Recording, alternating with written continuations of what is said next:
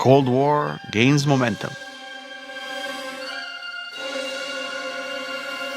And suddenly, in late 1957, early 1958, the world was surprised by a series of amazing feats.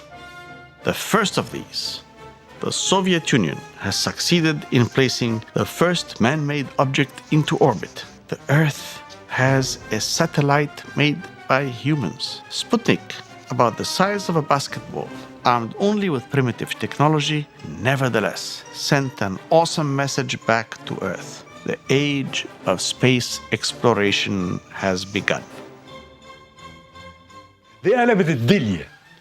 ليه؟ لأن الأمريكان شعروا إن إزاي الروس يروحوا قبلنا، لازم نعمل هيئة مدنية ونفتحها لكل الناس اللي في الجامعات والمدنيين عشان هم دول اللي هيرفعوا من العلم من مستوى العلم والتكنولوجيا. فدي كانت خطوة خطيرة.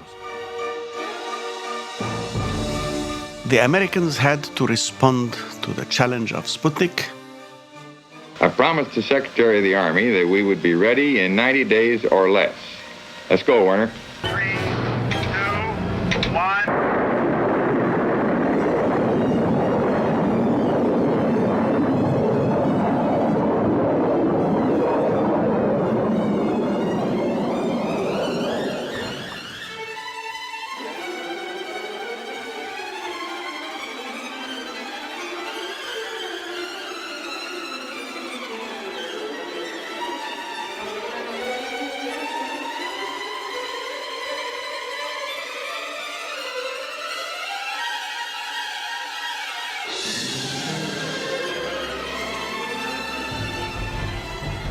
By that time, the Russians were still ahead. In fact, the Russian Yuri Gagarin was the first human being to actually orbit the Earth.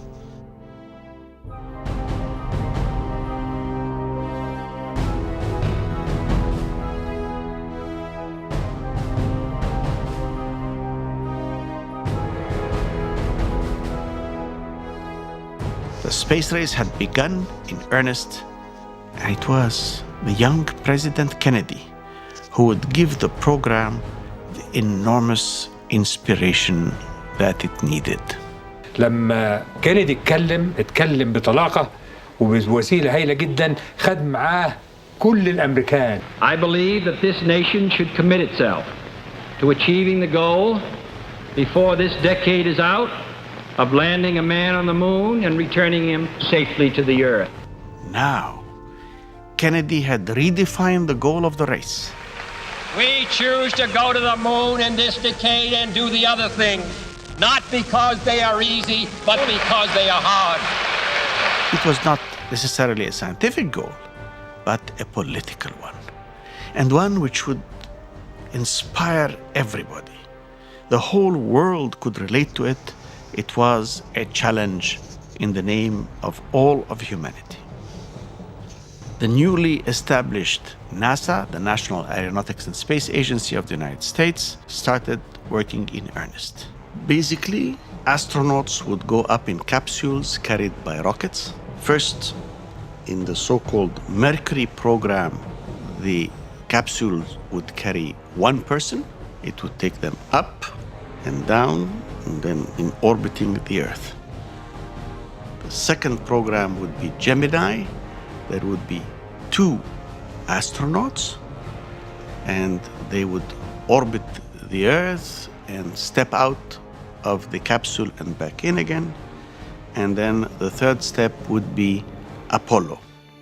And Apollo would carry 3 astronauts, and it would be the one that would go all the way to the moon. Within each of those programs, there were multiple shots. And in fact, it would be Apollo 11 that would reach the moon.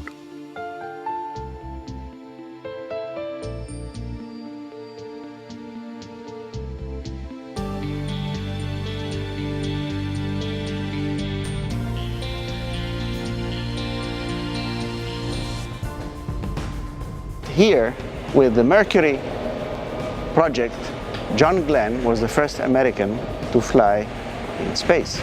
Roger.